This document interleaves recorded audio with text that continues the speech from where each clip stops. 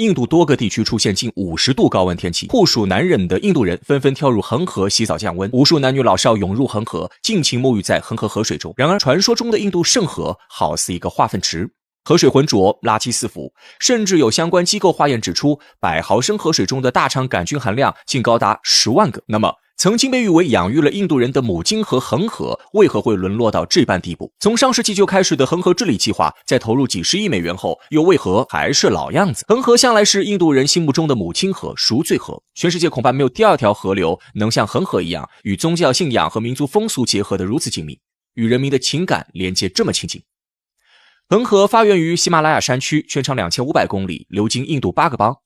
恒河平原沿岸经济发达，人烟稠密，为印度最富庶的地区，也是古代印度文化的发祥地。在印度人民心中，恒河具有极强的神力，认为恒河水可以洗涤世界上一切污秽和人间的罪恶。在富庶人家的结婚典礼上，如果能给新婚夫妇洒上几滴恒河水，那是莫大的荣幸。有些住所远离恒河的印度教徒常常会长途跋涉，身背铜罐到恒河岸边取回一点恒河水。在印度人心目中，恒河水是纯洁的，它接触到别的东西也会将它们净化。这种理念是出于虔诚的宗教信念。不过，恒河水本身富含矿物质，净化能力的确强大。直到今日，恒河上游的河水仍然比较纯净，但到了中下游地区，恒河水明显污浊了不少，净化能力更是敌不过印度人的污染能力。恒河的污染首先来自沿河城市和工业的过量排污。恒河流域人口密度太大，它主要流经北方邦和比哈尔邦等印度人口最密集区，前者人口2亿多，后者人口1亿多。恒河沿岸共有29个大城市、70多个城镇以及数以千计的村庄，生活废水全部排入恒河中。据粗略估计，沿河城乡每年会从恒河中汲取49亿立方米的河水，运送时也会返还恒河15亿立方米的污染物，平均每天达13万立方米。2020年，随着恒河两岸人口数量达到10亿，每天恒河接受的污水达到25万立方米。在生活污水和垃圾中，无法分解的塑胶所包裹的工业废料是对恒河污染最严重的污染源。恒河沿岸的化工厂、造纸厂、农药厂、皮革厂都是这类污染的祸首，而这样的工厂就有200多家。还有，印度人粪便排放造成的污染也不容小觑。据统计，恒河某些河段中的大肠杆菌含量超标280倍以上，100毫升恒河水大肠杆菌量达到10万个。重度污染的恒河水已经给印度人和当地生态带去毁灭性打击。据印度卫生部门统计，经常在恒河中沐浴的印度人40%至50%都会患上皮肤病和消化道疾病。印度80%以上的疾病以及1/3的死因都与水污染疾病有关。污染不光威胁人类的生存健康，也对恒河140种鱼类、90种两栖动物和濒危恒河生物造成威胁。现如今的恒河自净能力大大削弱。世界卫生组织公布的水体安全线是5个厌氧微生物每毫升，恒河却达到了破天荒的1000个每毫升，超过安全线200倍。恒河的治理早已到了势在必行的地步。从20世纪60年代开始，印度人就意识到了恒河水质污染问题，但实际治理恒河的行动计划则始于20世纪80年代。1985年，拉吉夫·甘地当选总理后，在其首次政策演说中就提到要根治恒河污染问题。总统载尔辛格在议会开幕讲话中也提出，将治理恒河列入政府10项施政纲领。接着成立了恒河管理局，由拉吉夫总理亲自领导。管理局随即出台了有关保护恒河的管理法案，对污染恒河的行为列出分级处罚措施。未经允许阻碍恒河水流动，最高可判处5亿卢比罚款；未经允许在恒河边建立永久性建筑，将面临5年监禁。同时，一切有可能对恒河造成污染的采矿、采石、开采地下水活动都被列入打击对象，这些活动可能招致2年监禁、100万卢比罚款。政府还批准成立了恒河保卫部队，该组织有权逮捕任何违反恒河管理制度的人，并将其送到警察局接受处理。此后几十年，印度政府先后拨款400亿卢比，试图建立起恒河水处理系统，并针对污染行业进行改造。沿岸北方邦、比哈尔邦等地区也纷纷投入人力物力展开治理工作。恒河管理局协同有关环境保护单位，在沿岸建立起检查测量机构，要求工厂建立净化设施，禁止直接向河内排放污染物。恒河治理还受到国际社会关切，得到西方国家的援助。法国向印度援助5300万美元治理款项，美国、德国、荷兰也纷纷给予财政和技术支持。但从恒河治理的实际效果来看，显然不尽如人意。2014年，莫迪上台后，信誓旦旦地宣称将致力于恒河清洁、控制污染，让母亲河重新焕发生机。为表明致力恒河的决心，莫迪直接将自己的议会席位选在了恒河河畔的圣城瓦拉纳西，在这里每天有数百万人朝拜恒河。2014年5月18号，莫迪在瓦拉纳西进行国会选举大胜感恩祷告时表示，我们将对恒河进行大清理。在这里，我向市民提出恳求，希望你们能帮助恢复恒河原本的辉煌。同年7月，莫迪在国家财政预算中心宣布开始实施名为致敬恒河的治理项目，制定了76套恒河治理方案，236个子计划，宣称将在5年任期内拿出2000亿卢比净化恒河污染，实现恒河的自我更新。在莫迪的计划中，恒河将在2020年甘地诞辰纪念日前完成全部清理工作，但从事实来看，莫迪的任务显然完成得很不理想。恒河流域只有 1% 得到了治理，其他流域依然是重污染区。236个子计划只完成了63个，41处抽检区域仅有4处达标。2018年7月20号，印度国家审计总署在考察恒河治理项目时发现，各项工程进度距离竣工均遥遥无期。治理恒河，印度历届政府从来都是雷声大雨点小，莫迪也不例外。于是乎，便有了近日高温天气下，印度人纷纷涌入泥潭般的恒河中洗澡的场景。这一幕不禁让人发问，恒河治理了将近半个世纪，可为什么就是不见成效呢？探究恒河的治理难题，还要从恒河的污染入手。与世界上其他河流不同的是，恒河有一个特有的污染源——宗教习俗。按照印度教的习惯，恒河沿岸的信徒每天都要到河中沐浴一次。每天拂晓，天色尚未放亮，大小城市沿河的台阶上便会聚集大量人群前来洗澡赎罪，并喝上几口恒河水。圣河沦为印度人的大澡堂，自然会带来严重污染。虽然印度教徒不承认这一点，到了印度教节日，沿岸还会举行各种形式的庙会，规模大点的一次就有上百万群众参加，他们都要到恒河中洗浴一番。每次庙会过后，恒河水污染指数就会猛翻几倍。印度教徒们还有一个奇特的愿望，那就是死在恒河边上。遗体火化后，将骨灰撒入圣河中，因此在印度各地常常能发现一些朝圣的老人，他们跋涉千里，只为前往恒河边，让自己魂归圣河。据说这是免罪升天最快捷的办法。恒河沿岸城市里有不少火葬场，早上死者被抬来，架上干柴烈火焚化，到了第二天，不管尸体有没有被彻底烧成灰烬，都会被直接抛入水中。如果是不满10岁的小孩，或是患上某些特殊疾病而死不能火化的人，整个尸体会被直接丢入河中。因此，要想治理恒河污染，首要举措就是逐步改变民众向河中抛放尸体和骨灰的习俗。但这是一个很敏感的问题。印度目前人口超过14亿，其中80%以上是印度教徒。信众们坚信恒河是最干净的，甚至一边泡在泥浆般的恒河中洗澡，一边也不愿承认恒河的污染。如果政府强制推行恒河治理，不许民众去河里沐浴，禁止骨灰和尸体抛放，亿万信众势必不会同意。在一个以印度教为主的国家，任何政党和政府都无法公然禁止教众们在恒河中的宗教行为。因此，印度历届政府都不敢下定决心强制推行治理恒河之举，更多还是采用疏导劝阻的行为。这种情况下，印度人根本意识不到恒河污染严重的问题，也就注定了政府的治理会竹篮打水一场空。即便取得成效，也会很快被没有环保意识的印度人再次破坏。其次，经济因素也是导致恒河治理屡屡失败的重要原因。近些年，印度经济发展很好，年均增长率高达 7%， 但其中很大一部分经济贡献正是来自恒河沿岸的污染工厂。如果对这些企业实施管控，印度经济将受到一定影响，这对于很大一部分民众还生活在穷苦中的印度而言是很难接受的。与治理恒河相比，解决底层人民的生存、加强文化和技术教育等问题显然更加紧迫，也更容易让印度人接受。莫迪治理恒河的计划之所以无法践行，就是因为各个项目的资金缺口从 8% 到 99% 不等。预算中的2000亿卢比治理经费，最终只有不到 25% 真正用来治理污染。在全国绝大多数民众反对，政府也拿不出钱的情况下，恒河治理自然遥遥无期。恒河污染早从上世纪后半叶开始就成了困扰印度的老大难问题。半个世纪以来，印度投入了几千亿卢比，但仍然不见起效。归根结底是印度人的宗教习俗太过根深蒂固，导致恒河一直处于一边治理一边污染的情况，且后者的进度要远比前者快得多。时间一长，印度人心中的圣河自然成了现在浑浊污秽的臭水沟。印度加尔各答菜市场内挤满了熙熙攘攘的人群，主妇们拎着篮子，正耐心寻找着最关键的那种食材。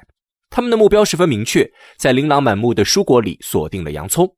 没有洋葱，印度美食就失去了灵魂。可下一秒，一声惊呼引起了所有人的注意。主妇不可置信地望着眼前的洋葱价格牌，每公斤100卢比的售价让她怀疑自己出现了幻觉。一颗小小的洋葱足以撬动一个大国的经济，这并不是带有奇幻色彩的1001夜，而是发生在南亚大地上的真实故事。对印度人来说，无论哪顿饭都不能缺了洋葱。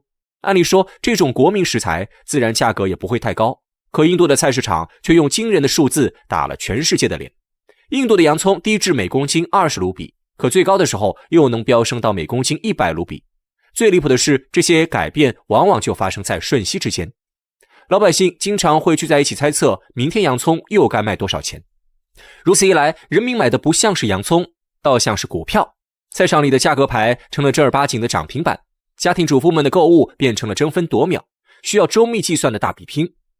洋葱价格如何波动，何时出手最为划算，一次买多少最能抵抗风险，这些问题不是大学课堂上的思考题，而是每个印度人赖以生存的必答题。在印度西部有一个叫做加昂小镇，不时就会上演一场围绕洋葱价格而展开的战斗。小镇里卧虎藏龙，汇聚着全印度最资深的一批洋葱从业者，因为这里拥有全亚洲最大的洋葱交易市场。这个被洋葱所包裹的小镇像是一个秩序分明的小王国，在其中占据统治地位的一定是洋葱的收购商。除此之外，还有拍卖人、抄写员与竞争交易员。而农民虽然是洋葱的种植者，却在无形之间被排挤到了权力的外围。当然，远在千里之外的消费者也只能在这场洋葱博弈里被动承受，在每天菜市场开门的那一刻，就能透过一串串数字明晰昨日的战况。更夸张的是，由于洋葱价格不稳，存在着飞涨的可能，印度甚至还有一批洋葱抢劫犯。不少劫匪会在高速公路上蹲点，目光锁定满载洋葱的卡车，此情此景着实有几分荒诞喜剧的意味。可喜剧的镜头往往是悲剧，看似荒诞的背后蕴含着难以言明的泪水。其实，印度洋葱的能量比人们所想象的要巨大许多。美国曾进行过一次统计，印度每年人均消耗洋葱的总量超过8公斤，堪称惊人。印度人对于洋葱的喜爱似乎已经刻进了骨血之中。在每个印度民众的潜意识里，洋葱就是经济最明显的晴雨表。洋葱价格稳定，经济向好；洋葱价格过山车，经济也不会好到哪里去。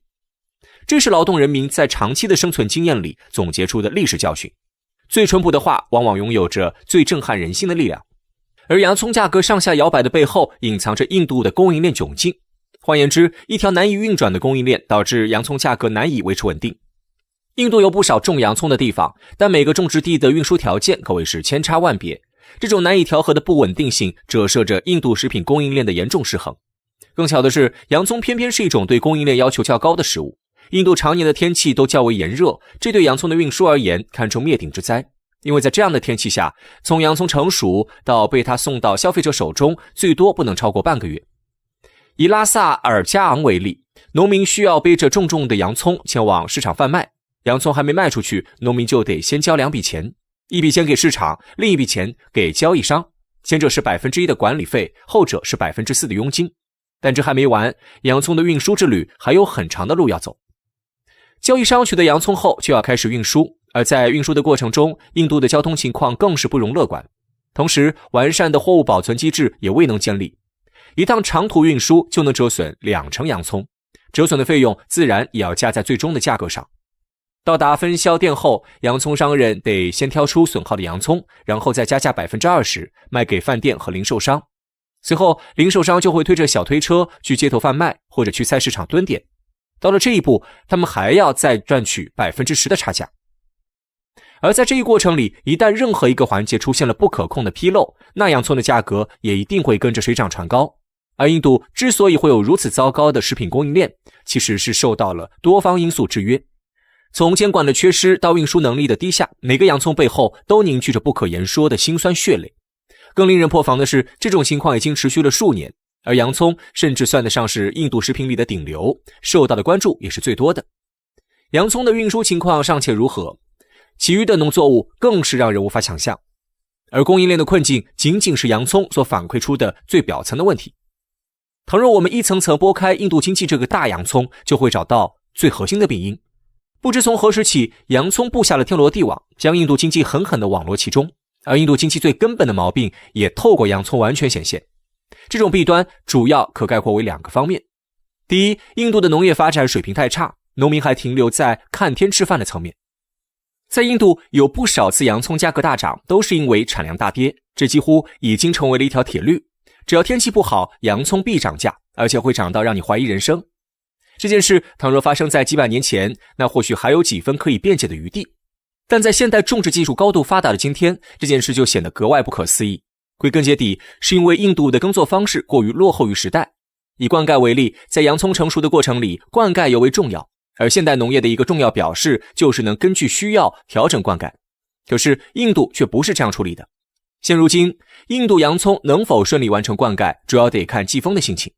近年来，季风势头强劲，雨水偏多，洋葱都烂在地里，所以产量立刻锐减，就连平时产量最大的3个邦也少了 20% 的产出。